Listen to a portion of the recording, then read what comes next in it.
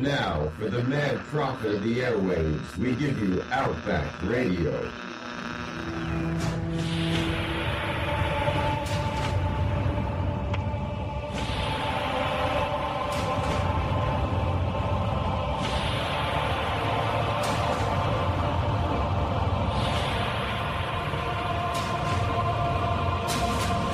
We stay the course! We are dead! We are all dead! You're telling me we got to go spend money to keep from going bankrupt? The answer, yeah, that's what I'm telling you. The U.S. decision to pump $600 billion freshly printed dollars into its economy. Now, the move is an attempt to revive the country's finances, but will result in a devaluation of the dollar.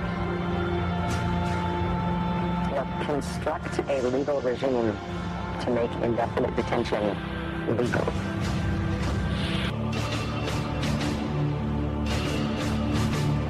Well, I think it's time we ask ourselves if we still know the freedoms that were intended for us by the founding fathers.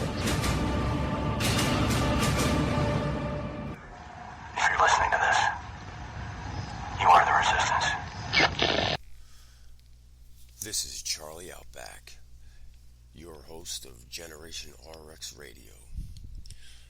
And today we will go over how the mainstream media and the Associated Press, along with big tech in Silicon Valley and the far left radicals, are filling your head full of propaganda and something that George Orwell only warned us about in the book of 1984. They are oppressing the First Amendment, and they are denying the freedom of the press, as they are censoring things all over Facebook, Twitter, things like the New York Post, Hunter Biden and China connection, as well as conservative views and right-wing thoughts. Anything to do with election fraud is simply panned off to the side. The Democrats have infiltrated mainstream media, academia, and Hollywood for years now, but now they are brainwashing and indoctrinating our young and others through the big tech and Silicon Valley. The big tech giants like Facebook, Twitter, and Google, they're the ones oppressing the First Amendment and the freedom of the press. But you also have to realize today the Senate, great examples like Senator Cruz, pressed Mark Zuckerberg and Jack Dorsey and the CEO of Google, parent company Alphabet, to the limits. And we got some shocking answers. Today, Jack Dorsey admitted that censoring the Hunter Biden-China connection was a mistake and that he wouldn't do it again. And also, Mark Zuckerberg admitted that he censored QAnon in order to stop violent protests, but he did nothing to stop Black Lives Matter or Antifa, which we will find out later is a terror group. It is the strong arm group. It's the strength, the muscle of the Democratic Party. And also, a whistleblower came out today and said that Facebook, Twitter, and Google coordinate together so they can decide on what content we do and do not see. They are the moderators. Senator Cruz also asked Jack Dorsey if he was a publisher, what gives him the right to choose what people see and what people read.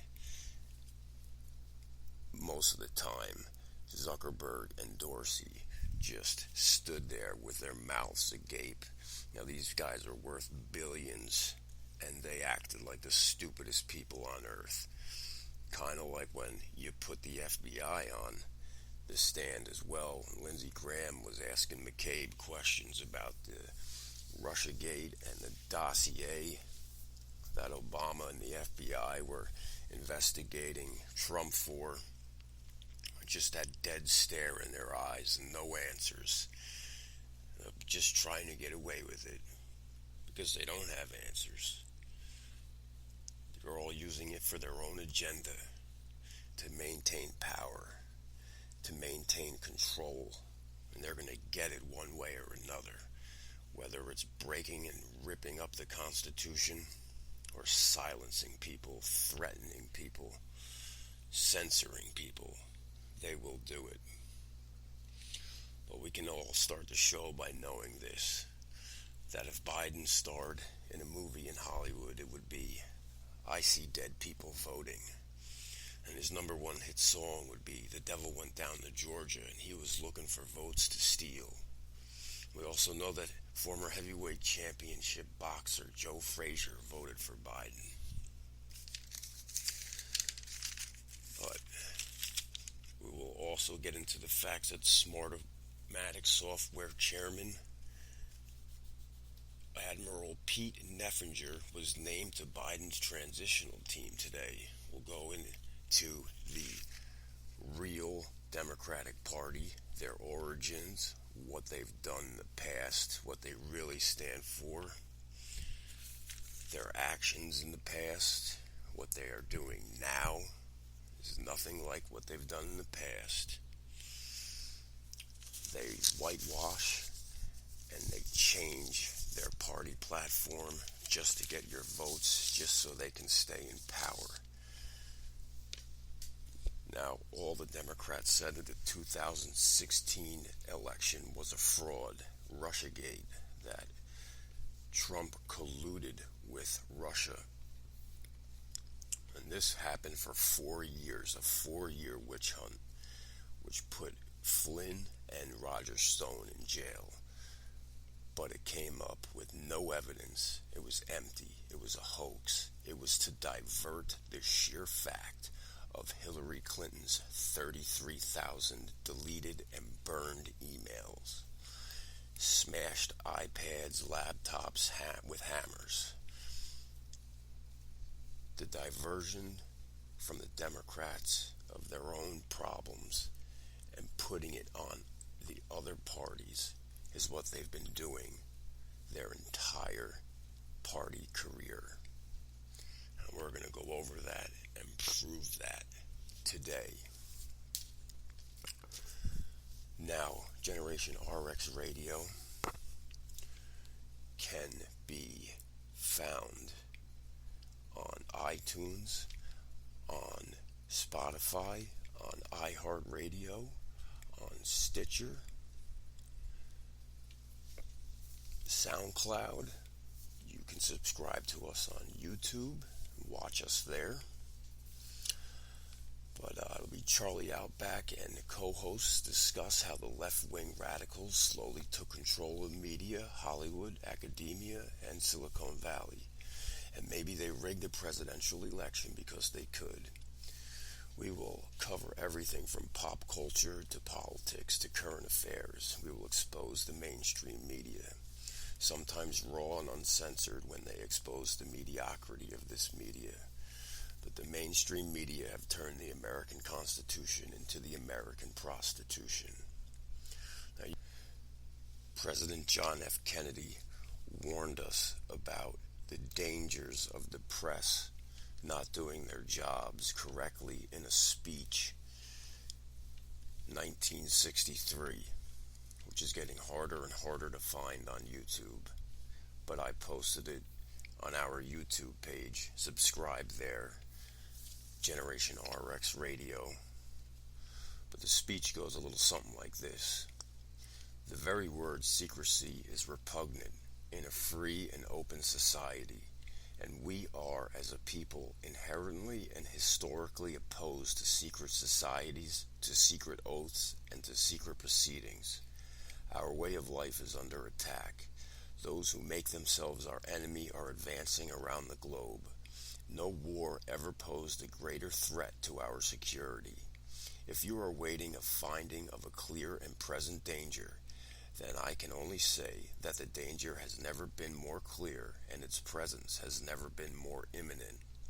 For we are opposed around the world by a monolithic and ruthless conspiracy that relies primarily on covert means for expanding its sphere of influence, on infiltration instead of invasion, on subversion instead of elections, on intimidation instead of free choice, on guerrillas by night instead of armies by day. It is a system which has conscripted vast human and material resources into the building of a tightly knit, highly efficient machine that combines military, diplomatic intelligence, economic, scientific, and political operations.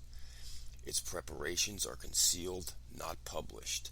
Its mistakes are buried, not headlined. Its dissenters are silenced, not praised.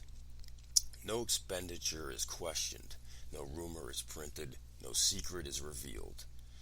No president should fear public scrutiny of his program, for from that scrutiny comes understanding, and from that understanding comes support or opposition, and both are necessary.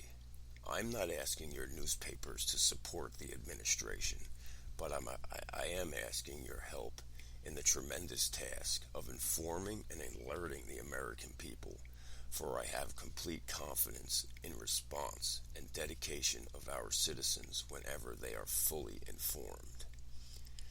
I not only could not stifle controversy among your readers, I welcome it.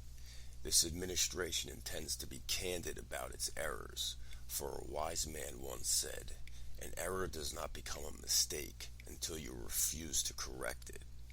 We intend to accept full responsibility for our errors, and we expect you to point them out when we miss them.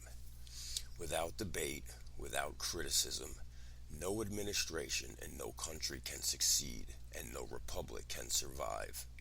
That is why the Athenian lawmakers Solon decreed it a crime for any citizen to shrink from controversy, and that is why our press was protected by the First Amendment, the only business in America specifically protected by the Constitution, not primarily to amuse and entertain, not to emphasize the trivial or the sentimental, not to simply give the public what it wants, but to inform, to arouse, to reflect, to state our dangers and our opportunities, to indicate our crises and our choices, to lead, mold, educate, and sometimes even anger public opinion. President John F. Kennedy. Now, do you think that's what the press is doing to Donald Trump?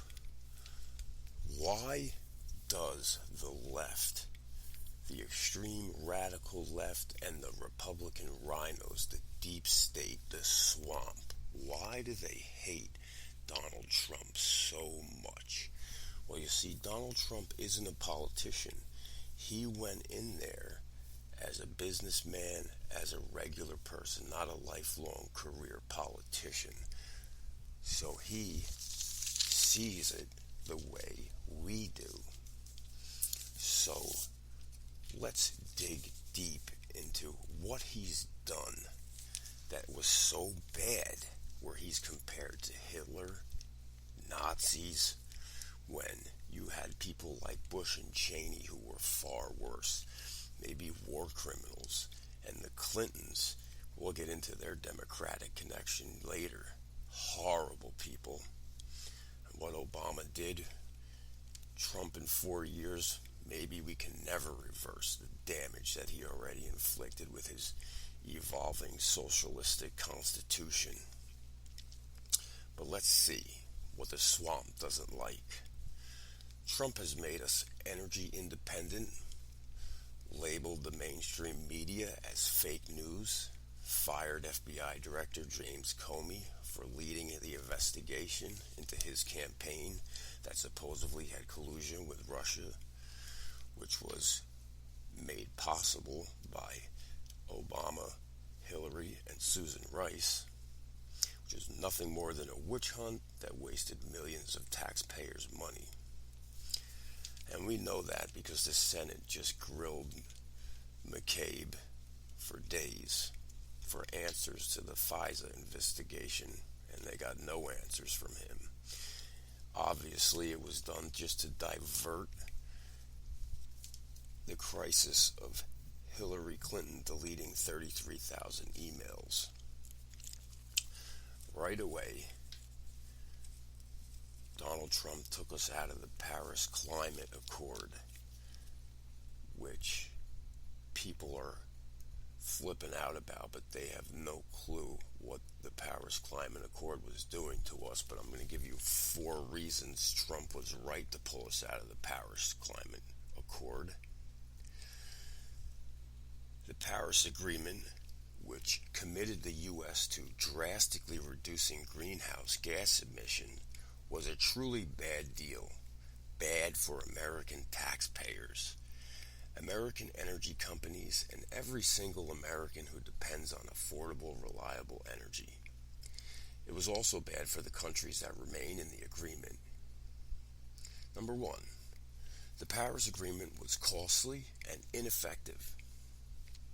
If carried out, the energy regulations agreed in by Obama would destroy hundreds of thousands of jobs, harm American manufacturing, destroy $2.5 trillion in gross domestic product by the year 2035.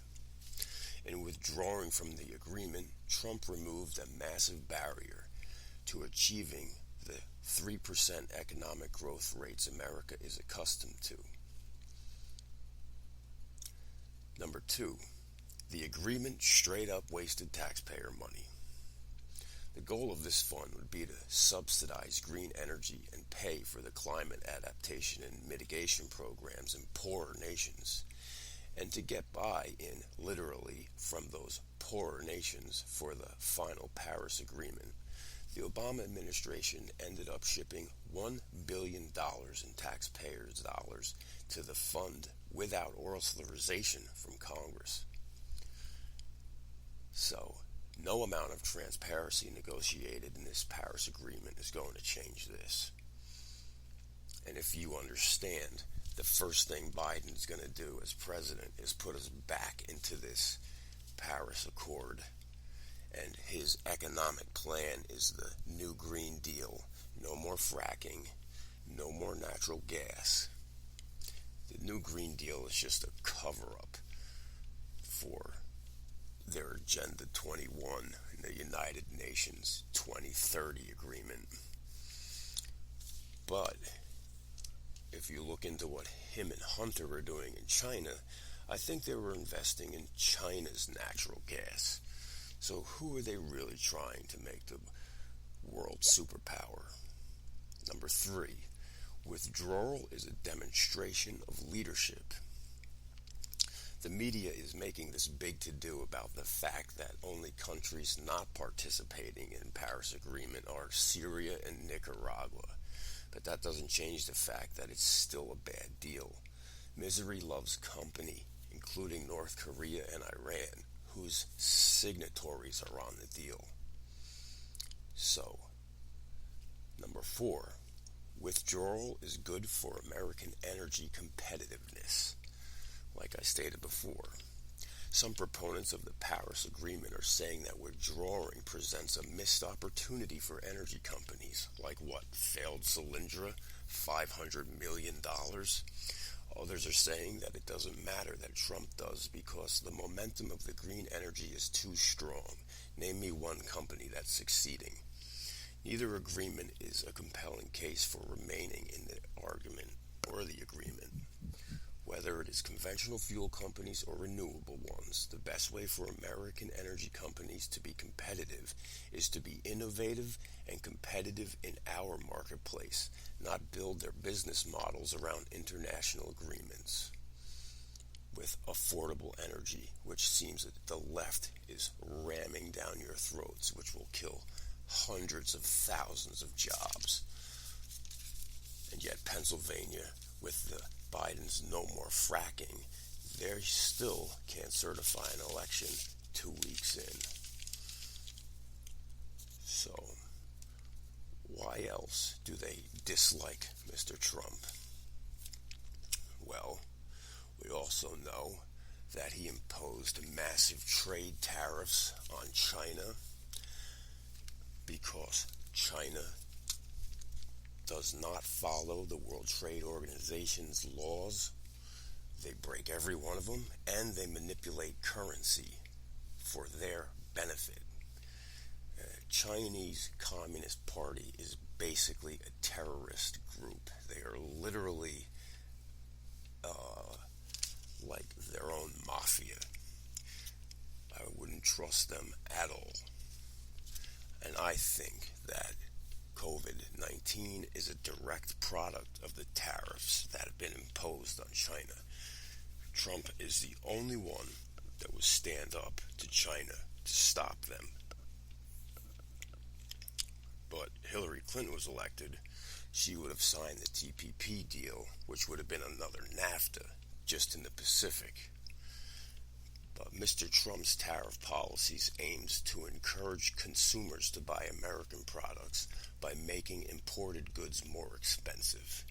The U.S. has imposed tariffs on more than 360 billion of Chinese goods, and China has retaliated with tariffs on more than 110 billion of U.S. products. I think the biggest thing we send over there is soy, and they can keep it. The most recent round targeted Chinese imports, from meat to musical instruments, with 15% duty. They break every law, and if the Democrats and the left were so concerned about China, and they're dumping all their steel and environmental garbage into the ocean, and the carbon dioxide from all their factories. They have no labor laws whatsoever. They got 5-year-olds building iPhones. They steal all of Americans' big secrets. Amazon was over there. They stole all their ideas, and all of a sudden they have the company Alibaba. Boeing goes over there. They had a certain kind of jet or plane, and now China is the second country to have that exact one-of-a-kind plane, so they left. So, Biden is definitely wanted by the Chinese to be president. We'll try to get into that later, whatever the Biden Democrat socialistic China connection is. But another thing that he did that they can't believe is that he got Arabs, Israel's Muslims, Druze, and Christians to live and pray together in harmony by striking another historic agreement. President Donald J. Trump has brokered a peace agreement between Sudan and Israel, the third such agreement between Israel and an Arab Muslim nation in less than 3 months. They couldn't do that. Obama was too far up Iran's ass, brokering the Iran deal, which Trump took us out of, which we'll go into 3 reasons behind Trump ditching the Iran deal that make the Democrats dislike him. It was a move that had been telegraphed for months, despite last-ditch attempts by U.S. allies and domestic backers of the agreement to convince the president to stick with the status quo. In his announcement, the president said that he was open to renewed negotiations, putting trust in his ability as a deal maker to succeed. A constructive deal could have easily been struck at the time, Trump said of the 2015 negotiations, but it wasn't. Now the president will have his chance to show he can do better, but why withdraw now? Opinion polls show a majority of Americans are not in favor of staying in this deal, while Mr. Trump has said he's simply keeping another promise. This was never an issue that motivated his base. By the way, immigration, trade, and the economy did. But the Iran deal is just giving money to Palestinian terrorists to construct nuclear weapons. And if you're down with that, then you're in the wrong country. But we go into a bunch of other things to see why they simply dislike him so much. He was actually the first sitting president to go to North Korea and meet with King Jong-il, never brought up. I mean, even though he didn't stop him from making nuclear weapons, he still went over there. He replaced NAFTA, which resulted in the loss of millions of jobs, with the USMCA agreement. NAFTA was started by Bill Clinton, another terrible deal he made before letting China into the WTO. He stopped aiding the UN by 40% because American funds everything for the UN, and the world was taking advantage of America. He proved to America that the intelligence agencies FBI, CIA, NSA were untrustworthy. He made a giant peace deal between Palestine and Israel, which we just went over.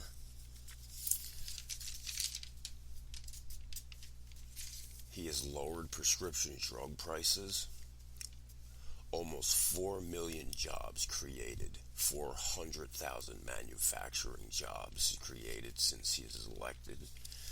Unemployment hit a 49-year low. The average median household income hit the highest it's ever been. African American unemployment, the lowest it has ever been recorded, as well as Hispanic Americans. 4.9 million people off food stamps since the election. The biggest tax cuts and reform in American history. He helped America get the Summer Olympics in Los Angeles for 2028.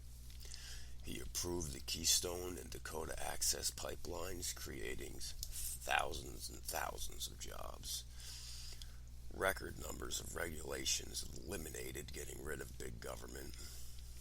The Obamacare individual mandate penalty gone. Secured $6 billion to fight the giant opioid epidemic in America. Signed the VA Choice Act and the VA Accountability Act. Increased coal exports by 60%, and U.S. oil production reached an all-time high.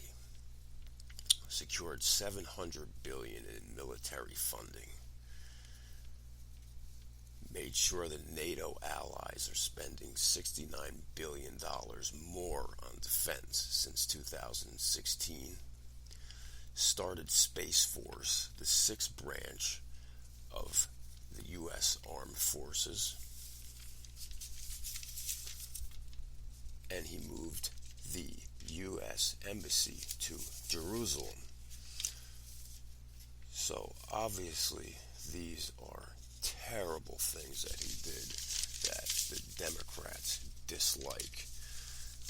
If you go and look up on Google and try to find the things that they hate that he tweets in the middle of the night, they hate that he used his daughter for her business in China, or he put his golf resort, Key Largo, on some web page of the government.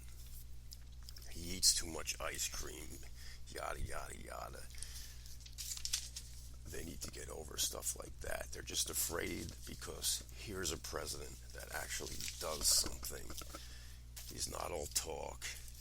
He doesn't follow rules for radicals by Solinsky like Obama. He's not the worst person on earth like Hillary. But that's the Democratic Party. Now let's get into the history and what the Democrats really stand for, so you understand that and what games they're playing, what led us to this right now.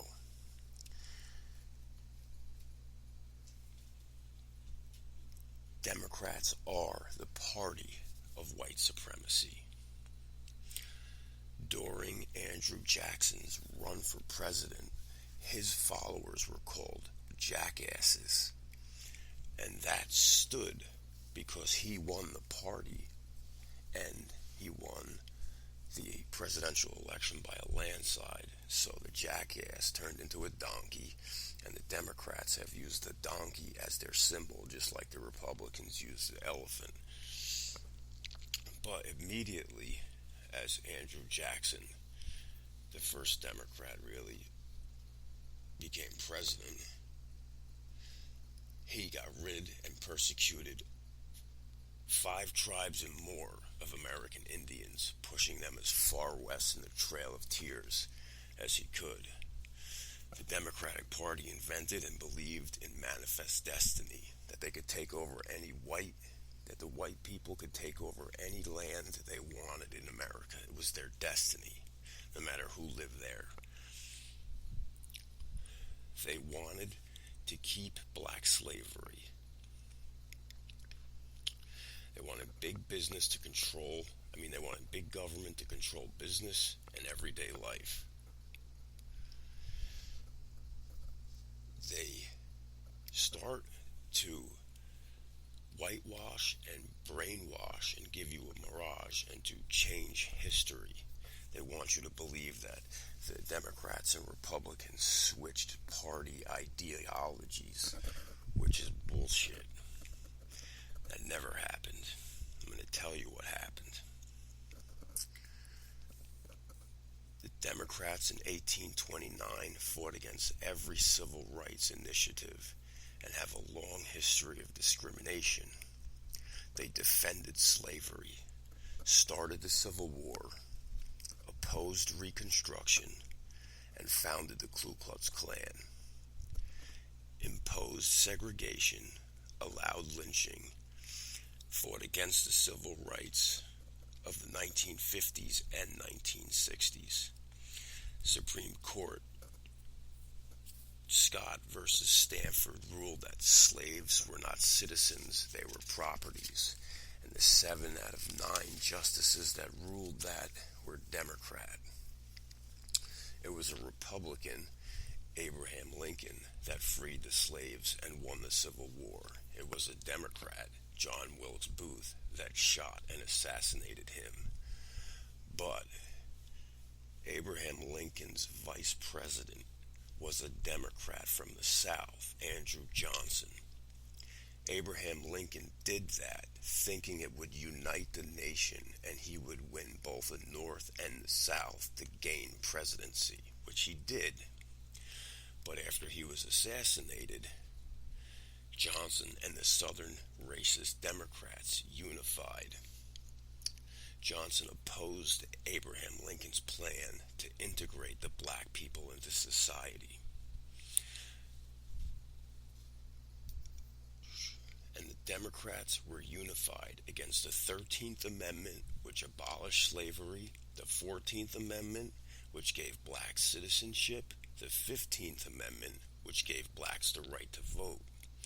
They all passed because of universal Republican support. By 1900s, the Republicans elected 22 black men to Congress. The Democrats did not elect one black man to Congress until 1935. After Reconstruction ended and the federal troops left, the Democrats reestablished white supremacy, enforced black codes and laws where it was designed to hurt black property and black businesses. They imposed poll taxes and literary tests to vote. They were enforcing terror by the Ku Klux Klan, founded by Democrat Nathan Bedford Forrest. He was their strong arm. The Ku Klux Klan was the terror force behind the Democrats. And then you had, in the early 1900s, Woodrow Wilson, a Democrat who resegregated many federal agencies in America. He also viewed the first movie in the White House, The Birth of a Nation, originally called The Klansman. He also introduced the Federal Reserve and income tax in the middle of the night, which is funny because Andrew Jackson, highly considered the first Democratic president, was strongly against central banking and used his 8 years to fight very hard against the prospects of a central bank. Then, years and years later, the Democrats change history again, and they are the ones to give America a central bank, no longer following the gold standard, no longer having the dollar bills redeemable in gold but legal tender, and the Federal Reserve is about as Federal Express. And they also gave us income tax in the middle of the night on Christmas Eve. So in 1964, the Civil Rights Act's opposition came from Democrats, as 80% of Republicans voted for it, and less than 70% of Democrats did, and they also filibustered that bill for 75 days. The Democrats' efforts to enslave blacks, keep them enslaved, and keep them from voting was their goal. LBJ said, we have to come up with a new strategy if we can no longer do that. So he came up with what you call the Great Society. He said, if black people aren't going to vote, if black people are going to vote, they might as well vote for Democrats. And he said, I'll have those niggers voting Democrat for the next 200 years. Now Democrats prosper on the votes of the people they spent most of their history oppressing by trying to rewrite history and whitewash it. Now all the Democratic Party cares about is power and money. And that's why they believe in big government, not to help you, but because in order to retain their power, they need your vote. They will lie about anything. They will rewrite history. Now, they are moving radical left towards socialism. It's the failed policies of the Democrats that have kept minorities down, like massive government welfare programs that have been dismantling the minorities' family core. Opposition to school choice has kept them trapped in failing schools, and politically correct policing has left them defenseless on each other when it comes to black-on-black crime.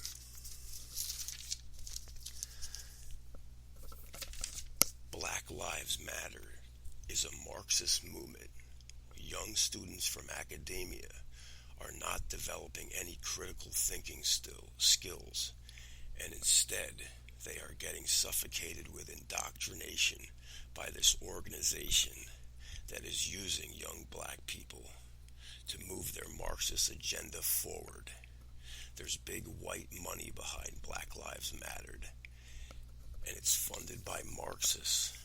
The website is basically a new communist manifesto. Antifa and Black Lives Matter is now the terrorist strong-arm force of terror, just like the Ku Klux Klan was for the Democrats back in the day. But the fruits of today are from identity politics and multiculturalism. We are in this together. We need to get rid of systematic racism. Trillions of dollars have been spent on racism, but we are worse than ever.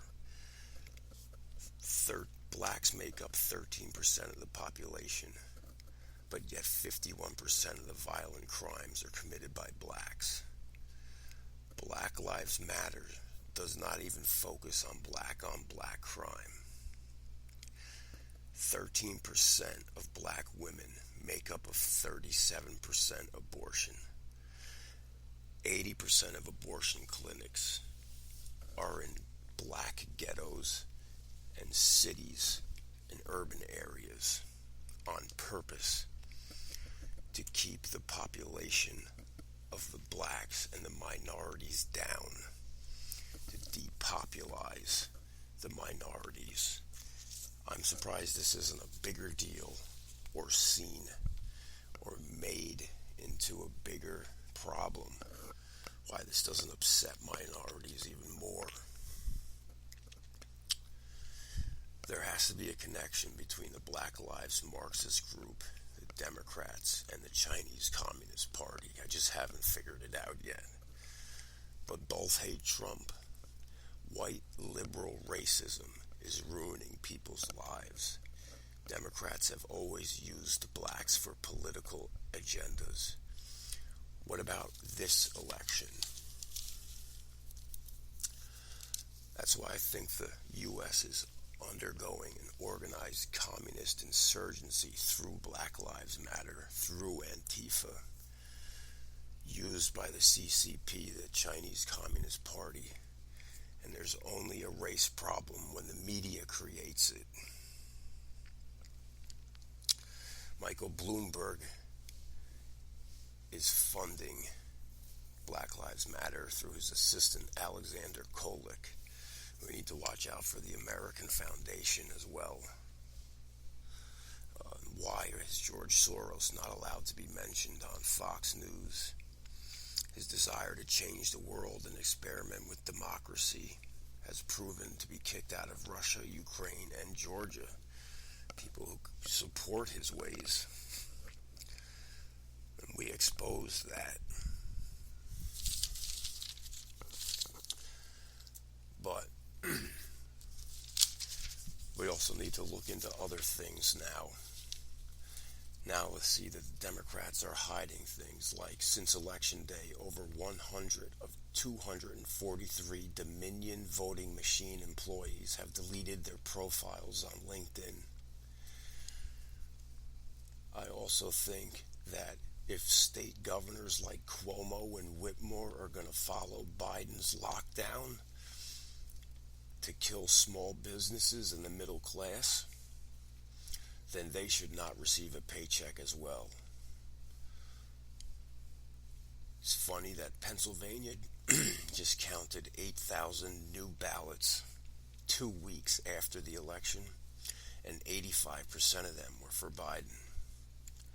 Georgia just magically found 2,600 ballots that were never counted. Like I said before, Smartomatic director admitted in 2017 that their system was able to create 1 million phantom votes. But the Kraken has been released. Project Veritas video reveals multiple ballots meant for Trump went to Biden in Georgia. Earlier, the Wisconsin Election Commission refuses to recount votes unless Trump pays $7.9 million up front. But in shocking news, Michigan results are called a complete fraud, says election security expert. Current machines don't have the capability to count the mass ballot dumps for Biden in the reported time period. Also, Wayne County, Michigan refuses to certify election. Allied Security Operations Group says the same thing about Wisconsin. Ballots are a complete fraud. More than 15,000 people voted in Nevada and in another state. And this just happened. President fires head of cybersecurity, claims that election was fair and no election fraud happened. So, are people like AOC going to make a Trump list?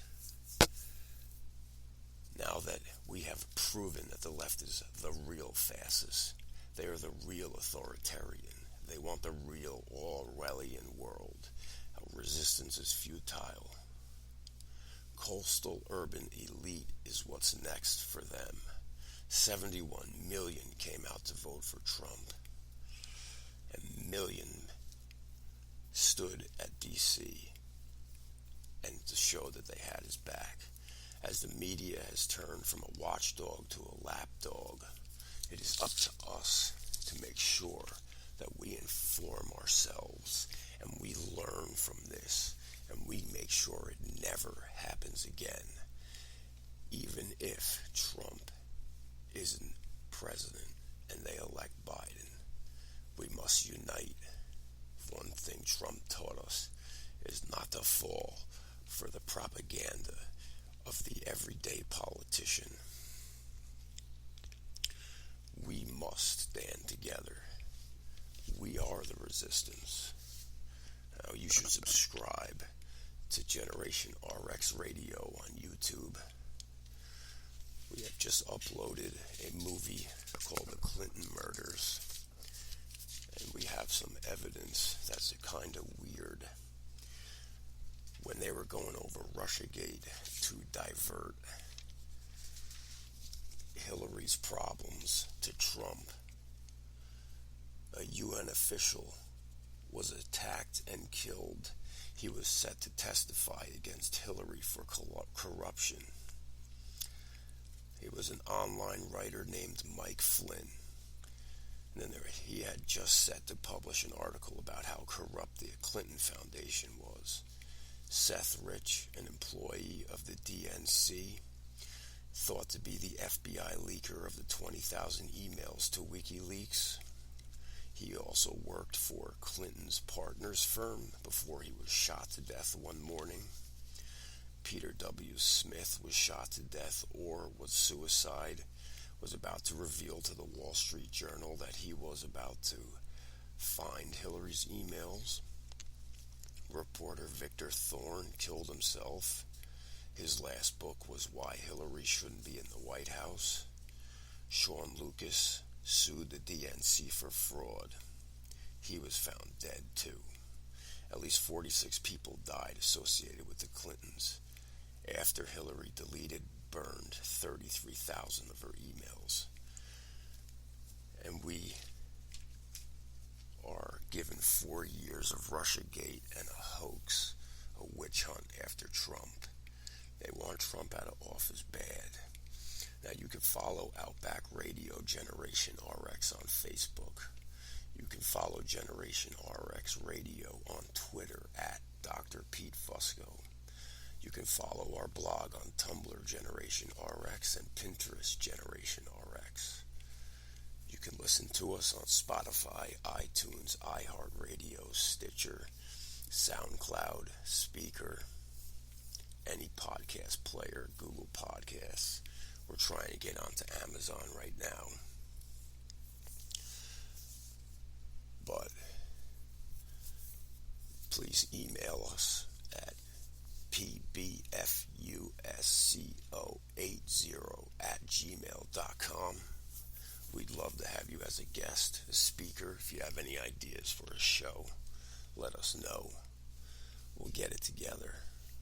I don't have any outro music for you, but if you're listening to this, you are the resistance.